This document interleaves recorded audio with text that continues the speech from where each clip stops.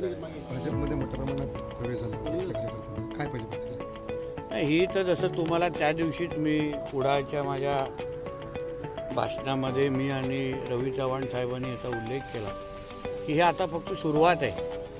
भारतीय जनता पक्षाच्या परिवारामध्ये मोठ्या प्रमाणामध्ये ताकदीचे लोक प्रवेश करतायत आणि येणाऱ्या कालावधीमध्ये भारतीय जनता पक्ष हा कोकणातच नाही पण महाराष्ट्राचा एक नंबरचा पक्ष आजही आहे, उद्याही राहील आणि ती जागा भक्कम करण्याचं काम आमच्यासारख्या भारतीय जनता पक्षाचे कार्यकर्ते ह्याच माध्यमातून पुढे घेऊन जातील। आमच्या कोकणामध्ये पण रत्नागिरी असो सिंधुदुर्ग असो 100% भाजपच्या दिशेने आम्ही सगळेजण चाललेलो आहे। शेवटी लोकांना विश्वास आहे की आज महाराष्ट्राचे मुख्यमंत्री आदरणीय देवेंद्र फडणवीस साहेब हे भारतीय जनता पक्षाचे नेते आहेत।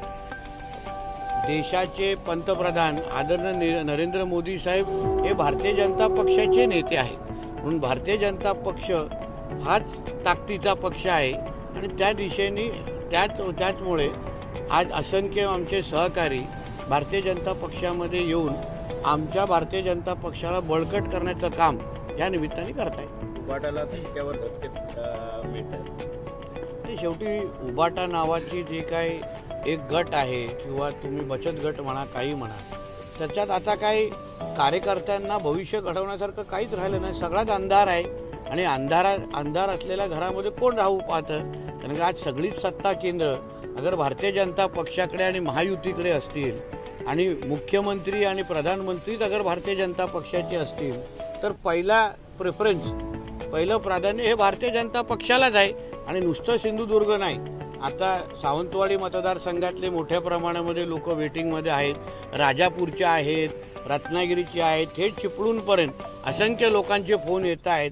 आता टप्प्याटप्प्याने हे सगळेच प्रवेश तुम्हाला होत असताना दिसतील।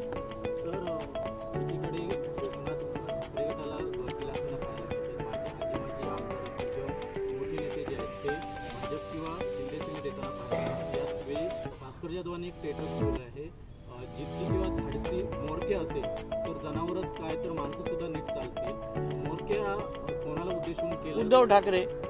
उद्धव ठाकरेची लायकी ही आता सगळेच त्याच्या सहकार्यांना कळते की ह्याला ज्या माणसाला स्वतःचा सक्का भाऊ सांभाळता आला नाही, स्वतःचं घर सांभाळता आलं नाही, तो पक्ष काय सांभाळणार?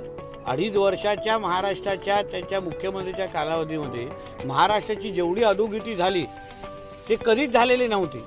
आणि म्हणून जो घर सांभाळू शकला नाही, राज्य सांभाळू शकला नाही, स्वतःचा पक्ष आज उबाटा नावाचे एक गट राहिलेला आहे, त्या गटामध्ये आता हळूहळू सगळेजण आपलं भविष्य शोधत बाहेर निघतायत।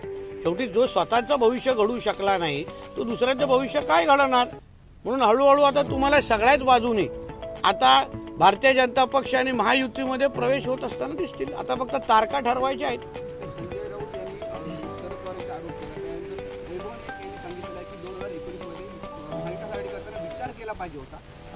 लवकर कळलं, त्याला ट्यूबलाईट म्हणतात। म्हणून जेवढा लवकर ही ट्यूबलाईट पेटेल हे त्यांच्यासाठी चांगलं आहे। आता तसे पण घरीच बसलेले आहेत म्हणून असे फुकटचे सल्ले देऊ शकतात। नवीन घडामोडी पाहण्यासाठी आजच आम्ही मुंबईकर 24 तासला लाईक करा, सबस्क्राईब करा आणि अपडेट रहा।